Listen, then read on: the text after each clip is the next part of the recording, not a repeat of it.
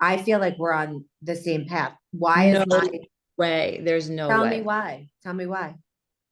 Well, I mean, you went in, I guess it was similar, but not because you went in because of your Baraka family history. So I had a fibroid issue, which was totally separate in November.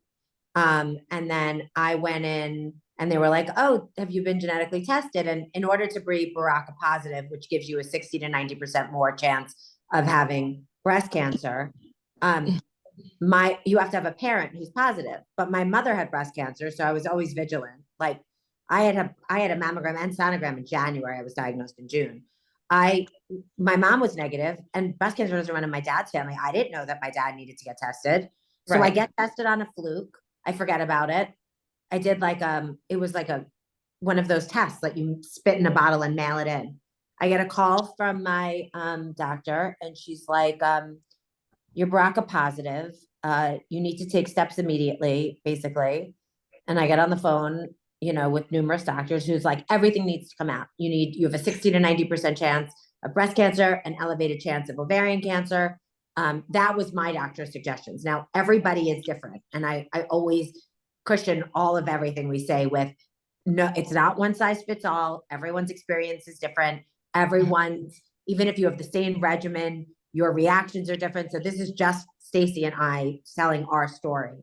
But when I went in and found out that I was scheduled for the gene. Okay. So I had a clean mammogram and sonogram.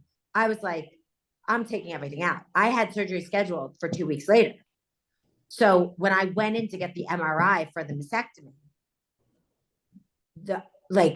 I saw people like running around, and I looked at the screen and I saw this like huge mat. I'm like, what is that?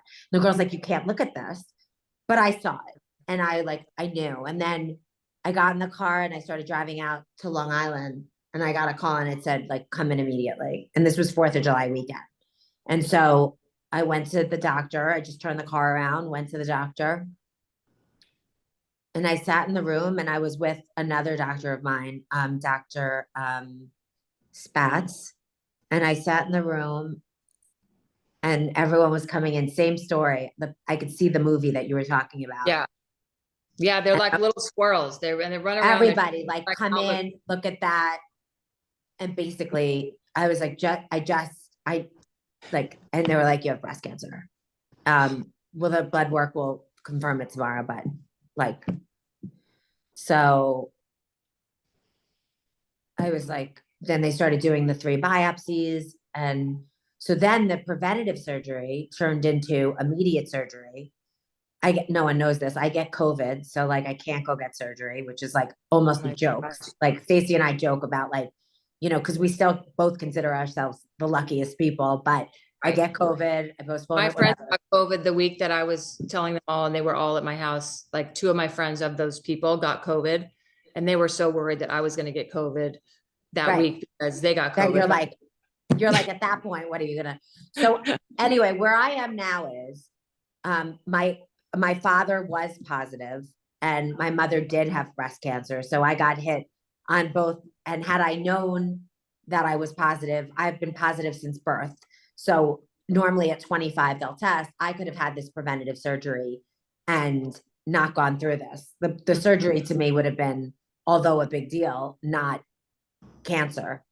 So my focus is like, hey, everybody, if genetic testing is something that you can do and is right for you and your doctor encourages it, do not be the person who does not do it, because you don't effing want to deal with this. This is torture and hell, and something that I am dealing with and going through.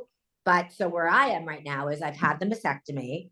I had expanders put in at the same time. I went in as a breast patient. I came out as a plastic surgery patient for the first surgery.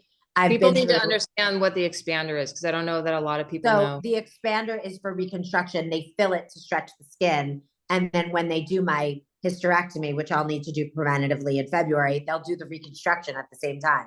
I'm like, what else could you do during that time that I'm out? I'm like, so. And the thing with the expander is, like, let's say you're me and I did choose bilateral mastectomy with enhancement. I would be getting a reduction from a C to a B. And I have enough skin where I wouldn't need the expander. So if I would have chosen, or if I do choose the bilateral, I would not need to get expanders because I'm going down, which I don't think a lot of people know that is an option.